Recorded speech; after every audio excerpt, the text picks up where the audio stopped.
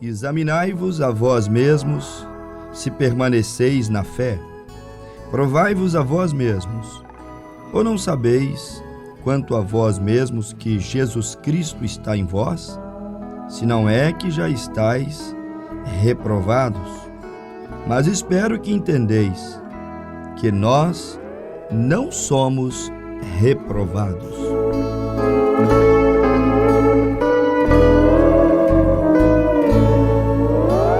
Que o Senhor Jesus possa abençoar a cada um dos nossos preciosos ouvintes que estão na escuta do programa, que estão sintonizados conosco nesse momento, quando estamos abrindo este momento de meditação na palavra do Senhor.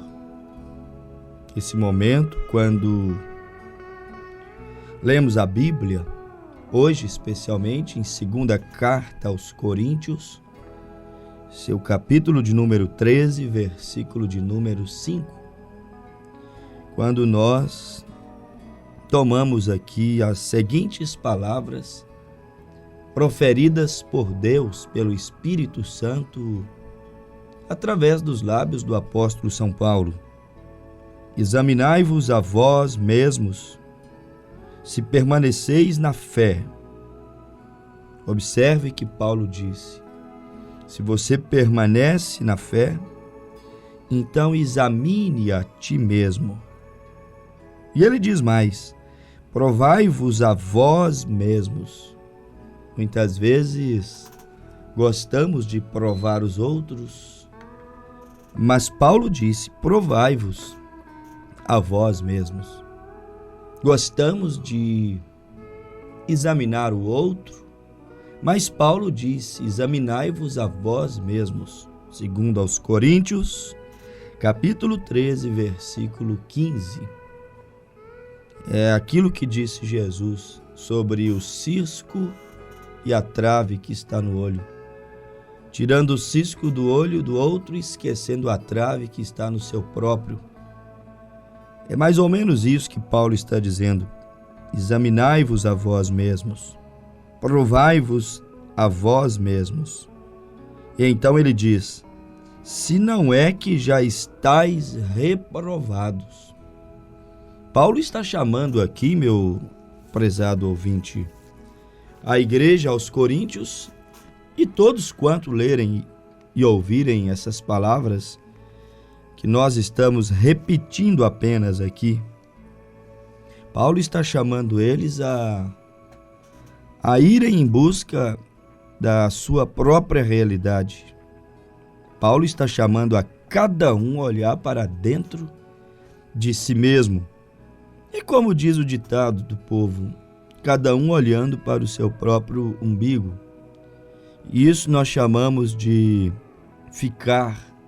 estar frente a frente com a sua própria realidade. No dito popular, seria se enxergar. É exatamente isso que as mensagens de Deus, que os profetas do Senhor nos traz. É exatamente neste lugar que o Espírito Santo, através da pregação do Evangelho, da mensagem da cruz, é isso que ele faz conosco.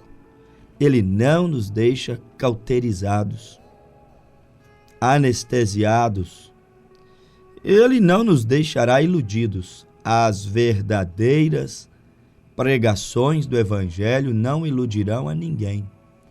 Ainda que tenhamos que ser mal entendido, padecermos como Cristo, como Paulo, como Pedro, como os nossos pais na fé padeceram, mas a verdade do Evangelho, a pregação precisa, correta, vindo do Espírito Santo, do coração de Deus, com certeza ela não vai te deixar enganado, ela vai te levar a uma reflexão profunda de exame interior, vai te levar, vai te reportar para uma situação, um lugar que é o seu lado interior. Você enxergará.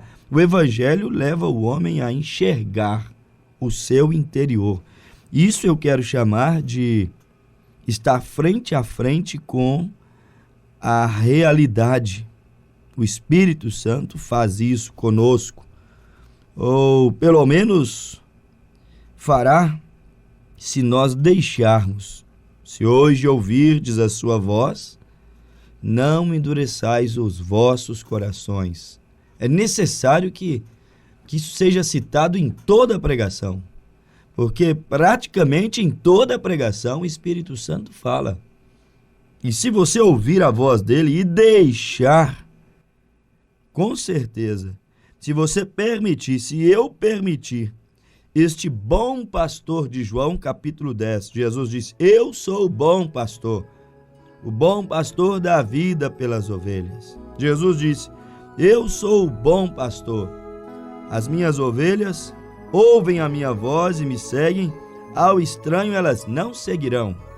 Se nós ouvirmos a voz desse bom pastor, se nós permitirmos este bom pastor, que é o Senhor Jesus, através da palavra, através do Espírito Santo, se deixarmos ele nos conduzir, então ele nos levará a nos identificarmos dentro dessa luz, desta compreensão, desta revelação que é a palavra. A palavra é luz. O salmista disse: lâmpada para os meus pés e luz para o meu caminho. Jesus disse: eu sou a luz do mundo.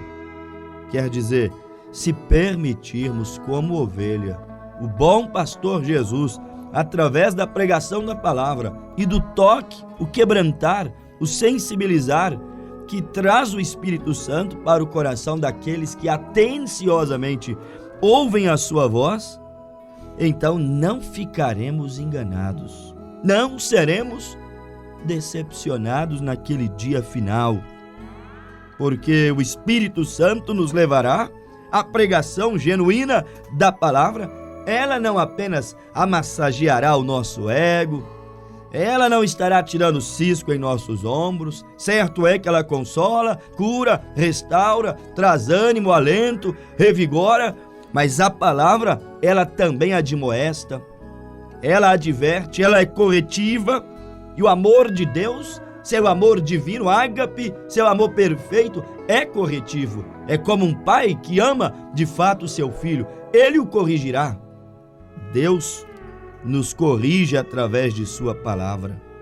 E se tão somente nos inclinarmos, prostrarmos, aceitarmos o pastoreio do Espírito Santo, com certeza nós vamos identificar nosso caráter, conseguiremos identificar nossa natureza dentro desta palavra, saberemos de que tipo de espírito somos, quem está nos guiando, se nossas obras são obras do Espírito ou se são obras carnais.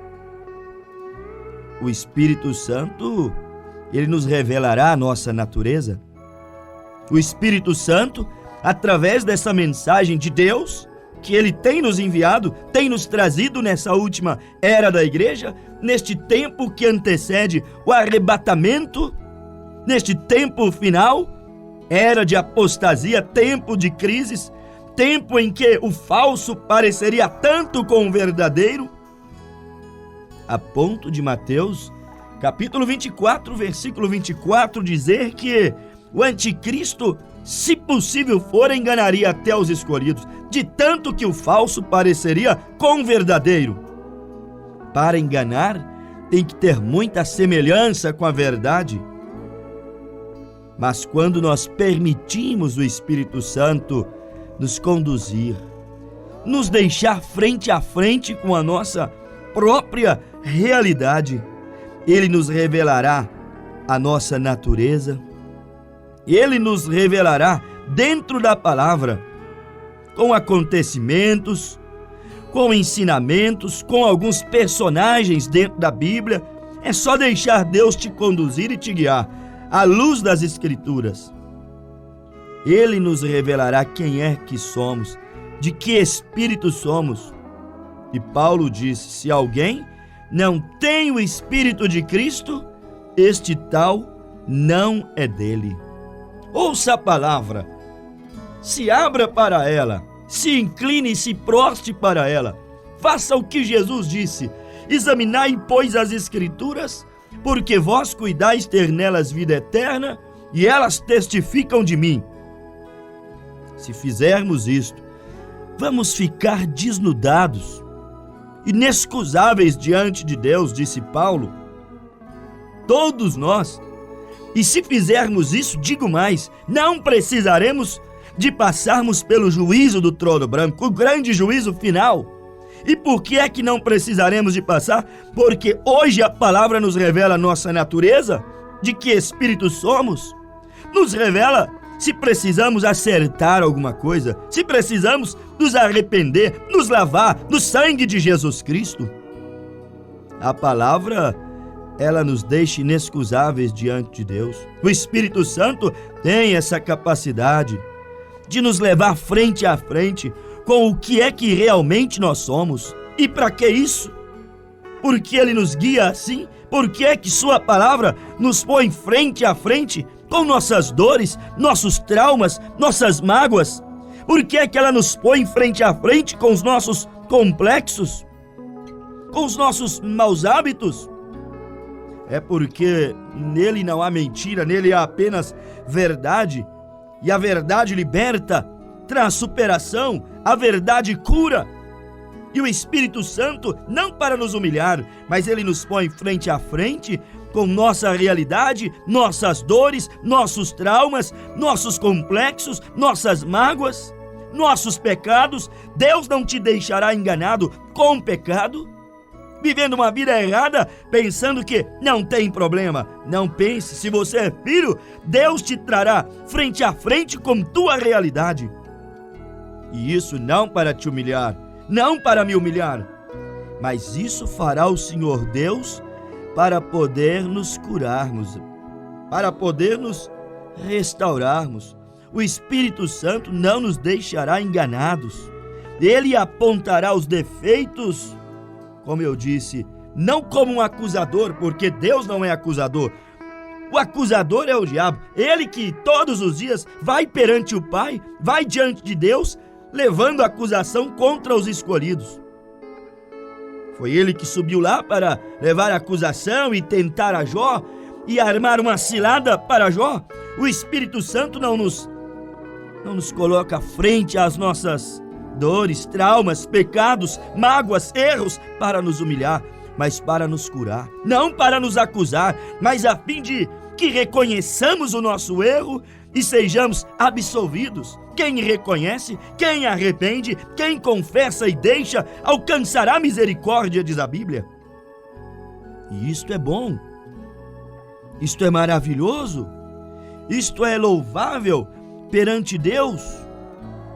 Nós não podemos viver iludidos no mundo das ficções religiosas, fugindo de nós mesmos.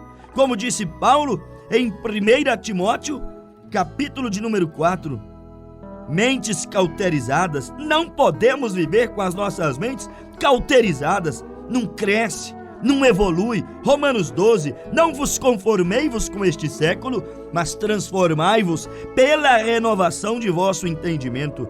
A verdadeira mensagem, os verdadeiros profetas não nos cauterizarão, não cauterizará nossa consciência cristã, não tirará de nós a consciência do que é certo, do que é errado, não nos bloqueará para não termos acesso ao Espírito Santo, que São João capítulo 16 diz que é Ele que nos convence da justiça, do pecado e do juízo.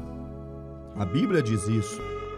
É Ele que nos convence de nossos defeitos, de nossas faltas. Sabe para quê? Para nós consertarmos, para colocarmos as coisas nos devidos lugares, porque a Bíblia diz que Deus não tem prazer na morte do ímpio, daquele que está com a vida desorganizada. Por isso ele disse a Ezequias: põe a tua casa em ordem. Ele não queria que ele partisse com a vida desordeira, por isso que ele adverte a humanidade. Por isso que Jeremias disse que ele envia os seus profetas, madrugando, levantando cedo, os enviando com assim diz o Senhor. E alguns são apedrejados, se tornam prisioneiros, outros foram queimados, serrados, pregados em cruzes. Como Pedro foi crucificado, como Cristo foi crucificado, mas Deus os envia para trazer a nós aquilo que nós precisamos. O apóstolo São Pedro não rodeou. Em Atos capítulo 2, versículo 37, ele foi direto. Quando ele pregou para Israel que eles crucificaram o Messias, mataram Deus, rejeitaram a misericórdia, a luz, a salvação, a única esperança. Logo perguntaram para Pedro: varões e irmãos, que faremos? E agora? E Pedro disse: não tem outro caminho. Não adianta você fazer martírio, não adianta pagar indulgência. Foi o que Pedro disse a eles. Não adianta sacrifícios humanos. Foi o que Pedro disse a eles. Não adianta dar dinheiro e mais dinheiro, voto e mais voto. Estas coisas não compram a Deus. Pedro disse, Atos 2:38, arrependei-vos cada um de vós, de vossos pecados, e sede batizados em nome de Jesus Cristo, para perdão dos pecados, e recebereis o dom do Espírito Santo. Pedro foi direto, tocou na ferida, os trouxe para se depararem com a realidade deles. Mataram a Deus, e a única maneira de ser expurgado, perdoado, é arrependendo dos seus pecados e sendo batizados em nome de Jesus Cristo. Aquele era um homem cheio do Espírito Santo, guiado pelo Espírito Santo, acabara de receber o Espírito Santo no dia de Pentecostes e levou o povo frente a frente da sua necessidade, de sua realidade, como Ele quer fazer com cada um de nós, meus amados ouvintes, nos mostrar os nossos erros, as nossas realidades, nos mostrar por que é que nós muitas vezes fracassamos, de onde originou nossas dores. Ele vai na raiz, Ele vai no âmago do problema, nos revelar nossas angústias, nossos complexos. Não foi o que Ele fez com Jacó, em Gênesis capítulo 32? E Jacó enganou a Esaú, e Jacó roubou a primogenitura do seu irmão, e Jacó era um trapaceiro, e Jacó fugiu 14 anos, mas não adianta, você pode fugir por muito tempo, mas se é filho de Deus, não conseguirás fugir por todo o tempo. Uma hora Deus vai te laçar se preciso. A uma hora destas, o Espírito Santo te trará, te puxará para se encontrar, se deparar com a tua realidade, te mostrará o problema na raiz, te indicará como fazer o tratamento como deveria ser feito, para sanar o problema, não um paliativo. Deus levou Jacó no vale de Jaboque, e ali o anjo do Senhor apareceu a ele, e ele disse: não te soltarei enquanto não me abençoares. E foi uma batalha. É assim quando encontramos com nossa realidade, é uma batalha. São arrependimentos, lembranças, lágrimas, mas é cura para a alma, é cura para o coração, é desatar os nós, é resolver os traumas, é ser curado dos complexos, é se livrar do peso da culpa. Jacó se encontrou no vale de Jaboque com sua realidade, e dali o seu nome foi mudado para Israel, e o seu andado foi mudado porque o anjo feriu a juntura de sua coxa, e ele saiu dali literalmente com um andar diferente. Este é aquele que se encontra com sua realidade. Ele também sairá, meu amado ouvinte, com um andar diferente, com uma visão diferente, com um testemunho diferente, com um nome diferente. Mas você tem que deixar Deus te trazer frente a frente com a tua realidade, com as tuas necessidades. É necessário isto. Foi necessário para Jacó e Esaú se abraçarem e fazer as pazes e parar de fugir e superar as mágoas, as tristezas, as trapaças, o ódio. Foi necessário. é necessário para ser curado, encarar de frente aquilo que nós muitas vezes estamos fugindo, aquilo que nós muitas vezes nem sequer gostamos de ouvir. Muitas vezes a verdadeira pregação traz assuntos à tona que muitos não gostariam nem sequer de ouvir, e se pudesse, tamparia os seus ouvidos. Mas é necessário ouvir. Ezequiel 2:5, eles quer ouçam, quer deixem de ouvir, porque são casa rebelde, mas um dia saberão que esteve no meio deles um profeta. Deus nos traz mensagens para nos curar, nos transformar, nos reconciliar com Ele, nos fazer novas criaturas. Mensagens que muitas vezes nosso ego, nosso eu, nosso orgulho, nossa carne, nossas emoções humanas, nossa vaidade, nosso egoísmo jamais gostaria de ouvir. Mas Deus quer tratar o tumor do pecado, esse câncer que é o pecado. Deus quer tratá-lo na raiz. Tratar um tumor às vezes é muito doloroso. É necessário tocá-lo, apertá-lo no exame, é necessário tirar pedaço dele, é necessário fazer biópsia. Por quê? Porque tem que ser tratado, examinado. A pregação da palavra é assim, tem que mandar a mão, a espada na ferida, no tumor, e tratá-lo, e fazer biópsia, e arrancá-lo. Isso dói muitas vezes no paciente. É doloroso, mas isso é para que a igreja, isso é para que o nosso ouvinte possa ser saudável em Cristo Jesus. Ele quer que você seja saudável. A religião não é saudável, mas Cristo é saudável, a Bíblia é saudável, a palavra é saudável, ela não te enganará. O Espírito Santo, Ele é quem convence. E para isso, muitas vezes ele tem que extrair fundo aquele nódulo, tem que cortar, tem que medicar, e às vezes aqueles medicamentos têm efeitos colaterais, mas são necessários. É assim que Deus trabalha, na hora da repreensão, na hora que a palavra te põe frente a frente com a tua realidade, tem efeito colateral. Ou você chora, alguns ficam nervosos, outros saem às vezes murmurando de alguma coisa, mas é necessário, tem que ser assim, é assim que Deus trabalha. Ele não quer saber se dói ou não. Ele é Deus e envia a sua palavra, e ela não voltará vazia. Ela cumprirá o propósito pelo qual foi enviada, que é curar, que é salvar, que é transformar. De guarida, que você será uma prova viva do poder sobrenatural que tem nessa palavra. Muitas vezes ela constrange, muitas vezes até envergonha, mas é melhor ser envergonhado hoje para se lavar no sangue de Jesus e acertar a vida, do que ser envergonhado no juízo final perante toda a humanidade, quando não mais haverá cobertura para os pecados, porque não haverá mais graça e misericórdia. Graça e misericórdia é agora, enquanto Deus mandou mortais pregarem para mortais, mortais enviarem a palavra de salvação para mortais, o homem pregando ao homem. É nesse momento que você tem que se posicionar.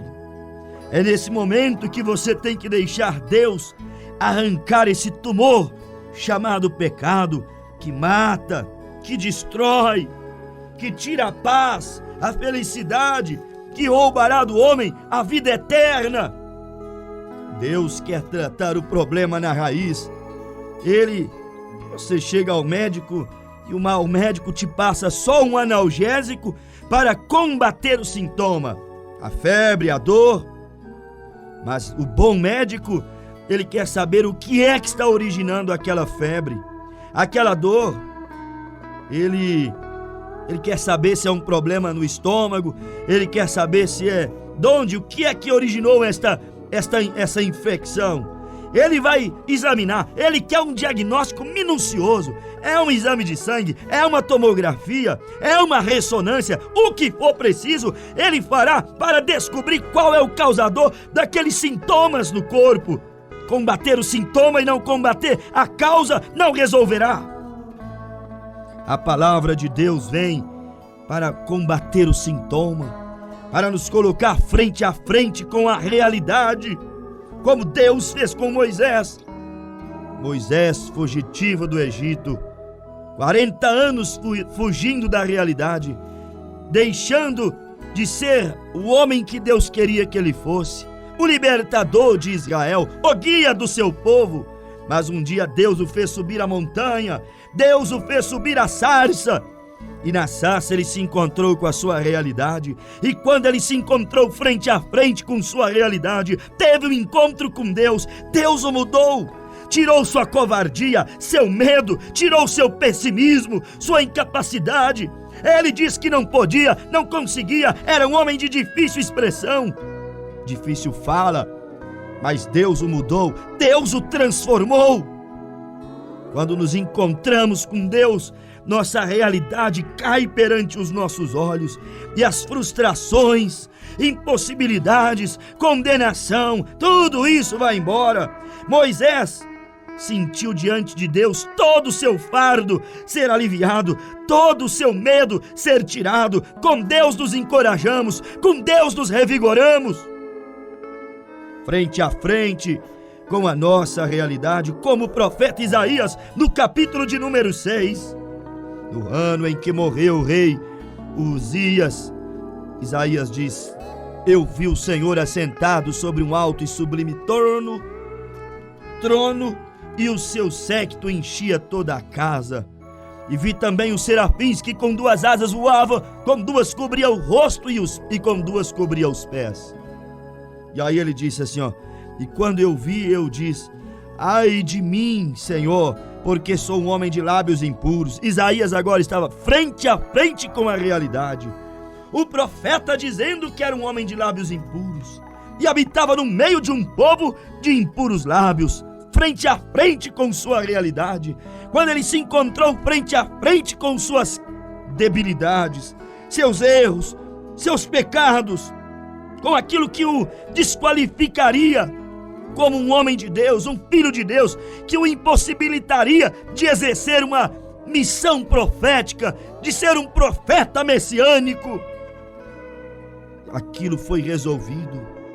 O impasse foi resolvido, o complexo foi curado, o trauma foi superado, e um anjo voou do trono de Deus com uma tenaz viva e purificou os lábios de Isaías, porque ele se encontrou com a sua realidade, tal como Jonas teve que se encontrar com sua realidade, fugitivo, escondendo no porão de navio, indo para um lugar que Deus não queria, mas Deus fez que ele fosse parar no fundo do mar e que um grande peixe o engolisse, e por 3 dias ali ele ficou sem ser digerido por aquele grande peixe, frente a frente com sua realidade, ruminando aquilo. Só estou aqui no ventre desse peixe porque temei com Deus, só estou aqui porque não ouvi a Deus, mas Senhor, tem misericórdia de mim.